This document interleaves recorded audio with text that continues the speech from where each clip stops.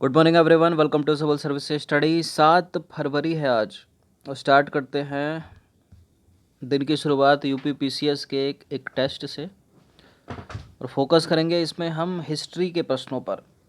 ठीक है, इस टेस्ट सीरीज़ की प्लेलिस्ट का लिंक आपको डिस्क्रिप्शन बॉक्स में मिल जाएगा। तो चलिए स्टार्ट करते हैं। एक प्रश्न को पढ़ने के बाद 3 सेकंड का टाइम मिलेगा अपना भी सोचना कि आंसर क्या होगा। कुछ प्रश्न है यहाँ पर 3-3, उनका उत्तर करना जरा।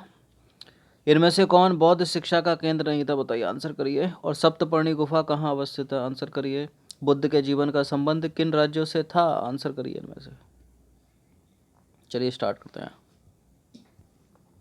तो क्वेश्चन नंबर 1 है, भूमि स्पर्श मुद्रा की सारनाथ बुद्ध मूर्ति संबंधित है किससे? मौर्य काल से, शुंग वंश से, कुषाण काल से या गुप्त काल से, बताइए। भूमि स्पर्श मुद्रा की सारनाथ बुद्ध मूर्ति का संबंध किससे है, कौन से काल से है, बताइए। गुप्त काल से। ऑप्शन नंबर डी है इसका आंसर।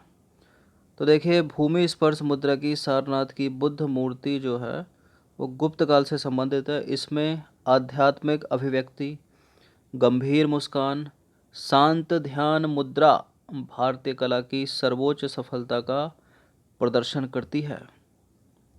देश में निम्न में से किसने मूर्ति पूजा की नींव रखी? मूर्ति पूजा की नींव किसने रखी थी? जैन धर्म ने, बौद्ध धर्म ने, आजीविकों ने या वैदिक धर्म ने? देखिए, चौथी बौद्ध संगीति के बाद जो है बौद्ध धर्म 2 संप्रदायों में, हीनयान और महायान में बट गया था।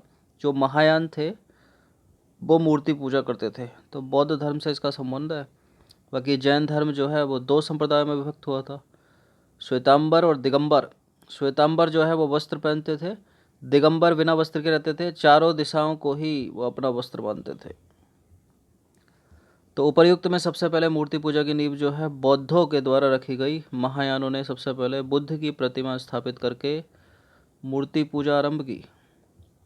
बुद्ध की खड़ी प्रतिमा निम्न में से किस काल में बनाई गई थी, या उसका संबंध किस काल से है? बुद्ध की खड़ी प्रतिमा का संबंध कुषाण काल से। तो कुषाण काल में गांधार एवं मथुरा कला शैली के तहत बुद्ध एवं बोधिसत्वों की बहुसंख्य मूर्तियों का निर्माण हुआ, खड़ी और बैठी अवस्था में। त्रिपिटक का संबंध किस धर्म ग्रंथ से है?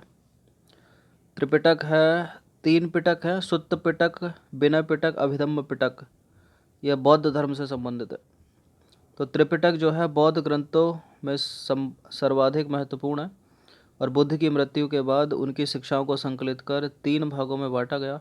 इन्हीं को त्रिपिटक कहते हैं, विनय पिटक, सुत्त पिटक और अभिधम्म पिटक। अब इसका उत्तर दीजिए। तो यमक बुद्ध पिटक से संबंधित है। कौन से पिटक से संबंधित है यमक? सुत्त से नहीं है, विनय से नहीं है, अभिधम्म पिटक से है। तो अभिधम्म पिटक में जो है दार्शनिक सिद्धांतों का संग्रह मिलता है। अभिधम्म के अंतर्गत 7 ग्रंथ सम्मिलित है, 7 नहीं 7। धम्म संगणी, विभंग, धातुकला, युगल पंचती, कथा, वथथु, यमक और पट्टान। ठीक है, इन नंबर याद रखना, बस 7, इनकी आवश्यकता नहीं है, बस एक बार देख लेने को। अशोक राम विहार इनमें से किस स्थान पर स्थित था, बताइए। अशोक राम विहार निम्नलिखित में से किस स्थान पर स्थित था? पाटलिपुत्र में। तो प्रसिद्ध ग्रंथ महावंश के अनुसार मौर्य शासक अशोक ने पाटलिपुत्र में अशोक राम विहार को निर्मित करवाया था। क्वेश्चन नंबर 7 पर आ जाइए। भारतीय कला में बुद्ध के जीवन की किस घटना का चित्रण मृग सहित चक्र द्वारा हुआ है? प्रथम उपदेश। प्रथम उपदेश। तो भारतीय कला में बुद्ध के जीवन के प्रथम उपदेश का चित्रण जो है मृग सहित चक्र द्वारा हुआ है। बुद्ध ने अपना प्रथम उपदेश जो है सारनाथ में दिया। बहुत पूछते हैं इसको, सारनाथ में, हरिण वन में। ठीक है। क्वेश्चन नंबर 8 है, निम्नलिखित में से कौन सा बौद्ध पवित्र स्थल निरंजना नदी पर स्थित था? निरंजना नदी पर कौन स्थित था? बौद्ध गया ही था।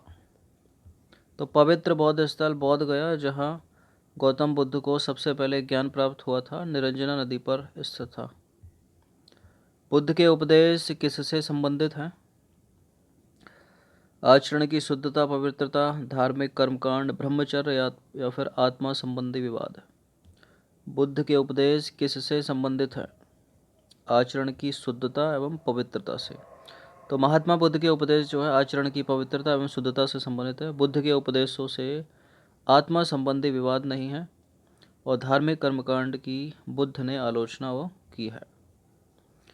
निम्नलिखित 4 स्थानों में हुई बौद्ध संगतियों का सही कालानुक्रम नीचे लिखिए।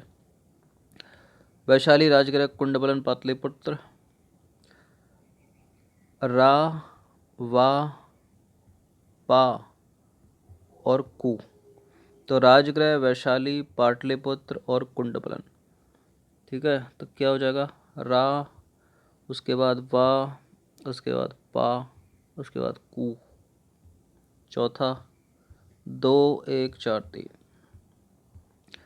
प्रथम बौद्ध संगीति का आयोजन किसके काल में हुआ? तो रा, बा, पा, कु ये हो गया। अब आ, का और फिर आ, का, यानी अजातशत्रु, काला अशोक, अशोक और कनिष्क। राबा पाकू, आ का आ, आ का आ का, आ का आ का। इसको याद रखना, ये काफ और काला अशोक है और ये लास्ट वाला जो का है वो कनिष्क है और शत्रु पहले है, अशोक तीसरे पे है। तो प्रथम में तो अजातशत्रु है, बी हो जाएगा इसका आंसर। तो प्रथम बौद्ध संगीति बुद्ध की मृत्यु के तत्काल बाद मगध नरेश अजातशत्रु के कार्यकाल में जो है राजगृह या राजगीर स्थित सप्तपर्णी गुफा में संपन्न हुई। नंबर 12, इनमें से किस शासक ने दूसरी बौद्ध सभा का आयोजन किया? तो अभी तो बताया था ना, का आ का। पहला अजातशत्रु हो गया, दूसरा का है काला अशोक और तीसरा अशोक और चौथा है कनिष्क। तो पहला है अजातशत्रु, दूसरा है काला अशोक और अशोक है तीसरा और चौथा कनिष्क। तो इसका आंसर क्या हो जाएगा? बी। तो दूसरी बौद्ध संगीति का आयोजन काला अशोक के शासनकाल में बुद्ध की मृत्यु के 100 वर्ष बाद वैशाली में हुआ था। दूसरा वैशाली। बुद्ध ने अपने जीवन की अंतिम वर्षा ऋतु कहाँ बिताई थी? कहाँ बिताई थी? वैशाली में बिताई थी। तो देखिए, महापरिनिब्बा सूक्त से उनके जीवन के विविध आयामों एवं कार्यकाल का निर्धारण किया जाता है, जिसके अनुसार बुद्ध ने अपने जीवन की जो अंतिम वर्षा ऋतु है वो वैशाली में बिताई थी। अलार कलाम कौन थे? अलार कलाम कौन थे? एक प्रतिष्ठित बौद्ध भिक्षु नहीं थे, बुद्धकालीन एक शासक का नाम नहीं है। शिष्य थे इनके या गुरु थे? अलार कलाम इनके गुरु थे। तो देखिए, महाविनिष्क्रमण के बाद ज्ञान की खोज में महात्मा बुद्ध अलार कलाम के आश्रम पहुँचे और उनसे वहाँ उन्होंने दीक्षा ली। कलाम के आश्रम में उन्होंने तपस्या की, लेकिन इससे बुद्ध संतुष्ट नहीं हुए। अलार कलाम सांख्य दर्शन के आचार्य थे तथा अपनी साधना शक्ति के लिए विख्यात थे। क्वेश्चन नंबर 15 आ जाइए। निम्नलिखित राज्यों में से किनका संबंध बुद्ध के जीवन से था? अवंती, गांधार, कौशल, मगध। यूपीएससी में कई बार पूछा प्रश्न पिछले 7-8 वर्षों में, तो यूपी पीसीएस भी पूछती रहती है इसको।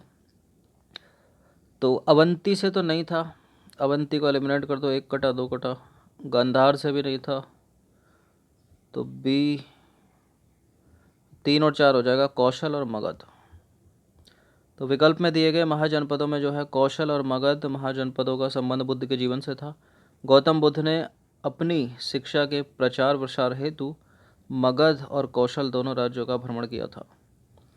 क्वेश्चन नंबर 16 पर आ जाइए। निम्नलिखित में से किस राजा के एक अभिलेख से सूचना मिलती है कि शाक्य मुनि बुद्ध का जन्म लुम्बिनी में हुआ था? अधिकतर उत्तर की संभावना ऊपर के 2 में से होगी और अशोक इसका उत्तर नीचे दिख रहा है आपको। तो मौर्य वंश के शासक अशोक के रुम्मिनदेई अभिलेख से सूचना मिलती है कि शाक्य मुनि बुद्ध का जन्म लुम्बिनी में हुआ था और इस अभिलेख के अनुसार अशोक राज्याभिषेक के 20 वर्ष बाद यहाँ आया था और उसने उस स्थान की पूजा की थी जहाँ शाक्य मुनि बुद्ध का जन्म हुआ था। ठीक है, याद रखना इसको। 17वां प्रश्न है, कश्मीर में कनिष्क के शासनकाल में जो बौद्ध संगति आयोजित हुई थी उसकी अध्यक्षता निम्नलिखित में से किसने की थी? यानी चौथी की बात कर रहा है ये। राबे पाकू अकाक।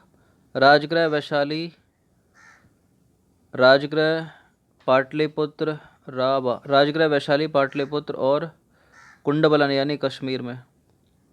तो कनिष्क ने की थी, वसुमित्र हो जाएगा इसका आंसर, ठीक है। शासनकाल कनिष्क का था और अध्यक्षता करने वाला था वसुमित्र, ठीक है। तो 3 है कि स्थान आप याद रखना है आपको, और एक शासनकाल किसका है, और ये अलग से याद रख लेना कि अध्यक्षता किसने की थी। तो देखिए, बौद्ध धर्म की चतुर्थ संगति कुषाण शासक कनिष्क के काल में हुई, कश्मीर कुंडबलन में। इसकी अध्यक्षता वसुमित्र ने की थी तथा अश्वघोष इसके उपाध्यक्ष थे। तो वो ट्रिक जो है वो स्थान और शासनकाल से रिलेटेड है, अध्यक्षता वाला उसमें नहीं है, वो आपको खुद से याद करना पड़ेगा। क्वेश्चन नंबर 18 पर आ जाइए। सप्तपर्णी गुफा स्थित है, सप्तपर्णी गुफा है राजगीर या फिर राजगृह में, जहाँ पहली जो है बौद्ध संगति हुई थी। तो राजगीर या राजगृह बिहार के नालंदा जिले में स्थित एक शहर है। राजगीर में बेभरा पहाड़ियों पर सप्तपर्णी गुफा जो है वो अवस्थित है। क्वेश्चन नंबर 19 पर आ जाइए। हीनयान अवस्था का विशालतम एवं सर्वाधिक विकसित शैलकृत चैत्र गृह स्थित है।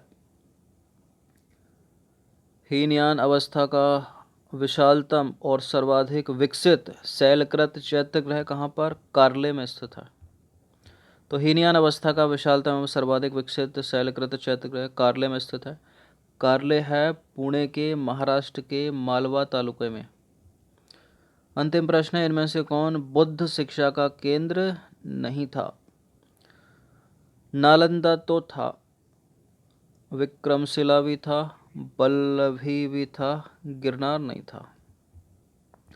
तो प्राचीन काल में बौद्ध शिक्षा के 3 प्रमुख केंद्र थे, नालंदा और विक्रमशिला का नाम तो सभी को पता होगा, वल्लभी भी था, ठीक है, नहीं था तो गिरनार नहीं था, ठीक है, या कोई और होगा तो वो नहीं था। तीनों को याद रखना, नालंदा, वल्लभी, विक्रमशिला, नालंदा, वल्लभी और विक्रमशिला। तो इनकी प्रैक्टिस एक बार कर लेना, बुद्ध से रिलेटेड प्रश्न हिस्ट्री के। धन्यवाद। एंशिएंट हिस्ट्री थी ये।